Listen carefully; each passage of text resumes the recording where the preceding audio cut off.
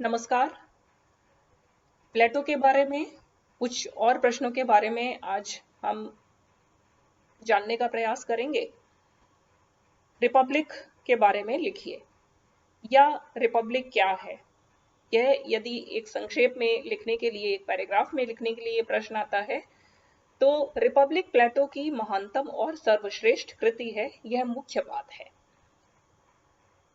और इसको प्लेटो ने अपने जीवन के मध्यकाल में लिखा, यानी कि प्लेटो जब 40 वर्ष की अवस्था में था तब वह पूरी तरह से परिपक्व अवस्था में भी था और उसमें एक जोश भी था जीवन के प्रति, अपने दर्शन के उत्कर्ष पर था। उस अवस्था में प्लेटो ने यह पुस्तक लिखी थी।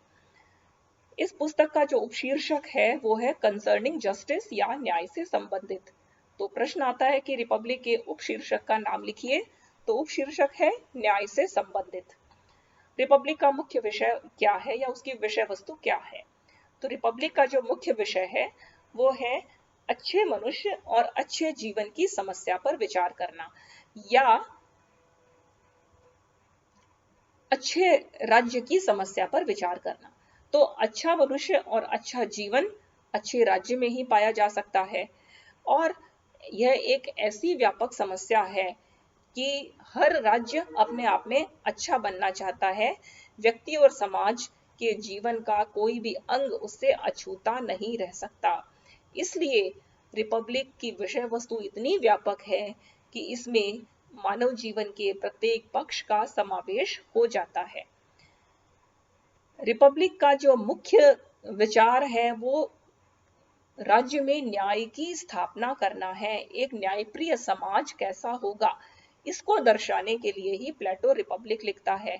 और न्यायप्रिय समाज में किसी एक बात की स्थापना नहीं होगी, वरन सभी पक्षों में, सभी आयामों में यह अच्छा होना चाहिए।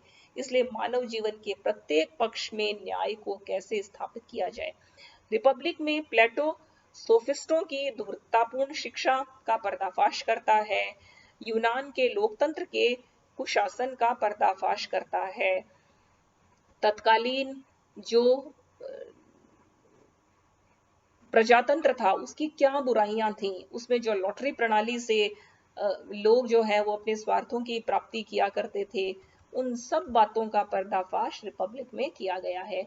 इसलिए रिपब्लिक यद्यपि आदर्श राज्य की स्थापना के लिए एक प्रयास है, किंतु रिपब्लिक के अध्ययन से यह भी पता चलता है कि तत्कालीन यूनान में कैसी बुराइयां थी।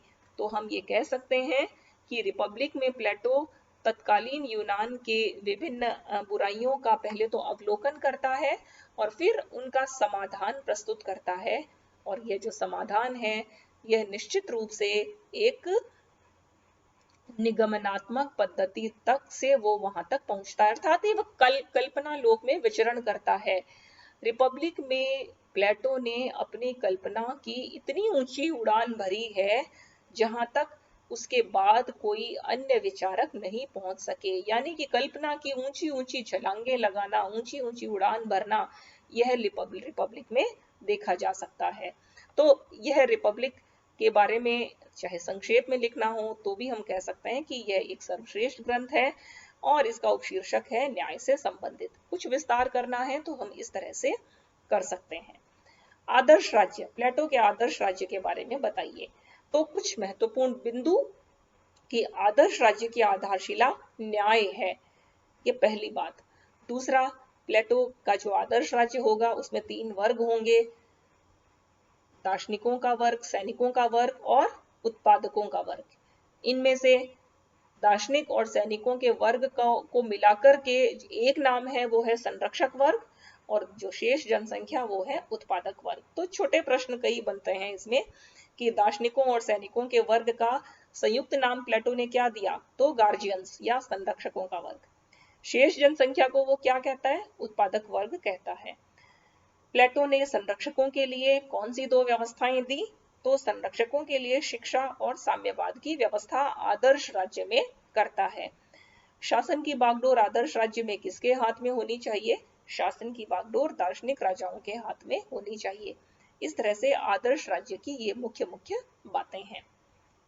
अगला प्रश्न, प्लेटो की शिक्षा योजना के बारे में बताइए। तो सबसे पहला, शिक्षा की व्यवस्था किसके लिए करता है, यह बात पता होनी चाहिए।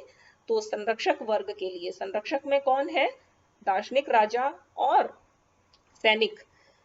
उत्पादकों को वो औपचारिक शिक्षा से मुक्त रखता है। अब शिक्षा की योजना क्या है, तो देखिए, यह उसका केंद्रीय शिक्षा की योजना का हमने जो बात है वो यहाँ पर ली है।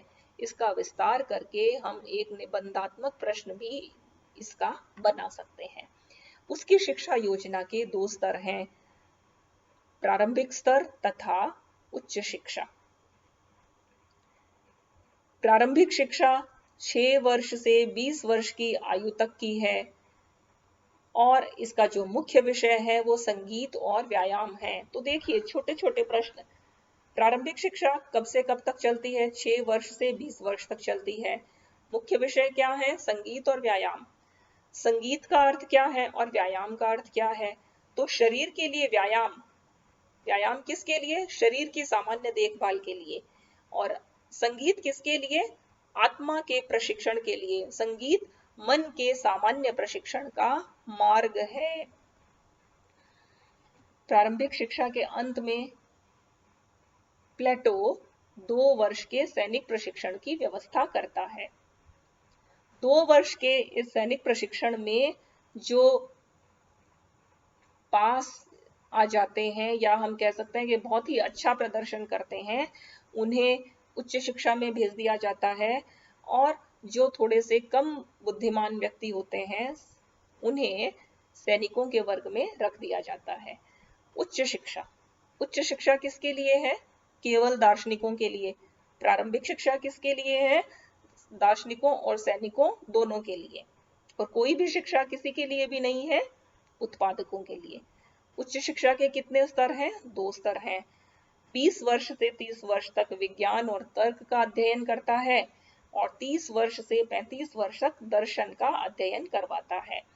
तो विषय पूछ सकता है कि 30 वर्ष, 20 से 30 वर्ष अर्थात 10 वर्ष तक प्लेटो किसका अध्ययन करवाता है, तो विज्ञान, विभिन्न विज्ञानों का, जिसमें ज्योतिष भी है, जिसमें भौतिक विज्ञान भी है, रसायन शास्त्र भी है, गणित भी है, ये सभी, और तर्क विद्या है। और 30 से 35 वर्ष तक उच्चतर दर्शन का अध्ययन। तत्पश्चात 35 वर्ष से 50 वर्ष तक, 15 वर्ष तक प्लेटो व्यावहारिक राजनीति का प्रशिक्षण देता है। और इस तरह से प्लेटो की शिक्षा योजना जो 6 वर्ष से प्रारंभ होती है, वो 50 वर्ष की वय में जाकर के पूर्ण होती है। इस तरह से अपने जीवन का लगभग, यदि प्लेटो के समय में आज से 2000 वर्ष पूर्व यदि ये माने कि 80, 90 और 100 साल तक व्यक्ति की सामान्य आयु होती होगी, तो लगभग 50 वर्ष तक व्यक्ति शिक्षार्जन करता है और शेष 30-40 वर्ष तक वो दार्शनिक राजा बन करके एक न्यायपूर्ण राज्य करता है। साम्यवाद के बारे में समझाइए। साम्यवाद किसके लिए, यह व्यवस्था भी संरक्षक वर्ग के लिए, अर्थात सैनिकों और राजाओं के लिए। इसका उद्देश्य क्या है, साम्यवाद का उद्देश्य सैनिकों और राजाओं को व्यक्तिगत संपत्ति तथा परिवार से मुक्त करके बिना किसी बाधा के राज्य कार्य का संचालन करना है। तो साम्यवाद 2 प्रकार का है, संपत्ति संबंधी साम्यवाद। संपत्ति संबंधी साम्यवाद का अर्थ है सैनिकों तथा राजाओं को सामूहिक रूप से सार्वजनिक घरों में रहना तथा साधारण जीवन व्यतीत करना। वे व्यक्तिगत संपत्ति और कीमती धातुएं नहीं रखेंगे, वे सादा भोजन करेंगे, सादे वस्त्र पहनेंगे और सामूहिक रूप से एक जैसा जीवन जिएंगे। पैसा कहाँ से आएगा, तो उत्पादकों से प्राप्त करों के रूप में जो आय होगी, उसी से वो निश्चित आय से ही जीवन निर्वाह करेंगे, अंधाधुंध विलासी जीवन नहीं जी सकते। यह है संपत्ति संबंधी साम्यवाद। दूसरा है परिवार संबंधी साम्यवाद।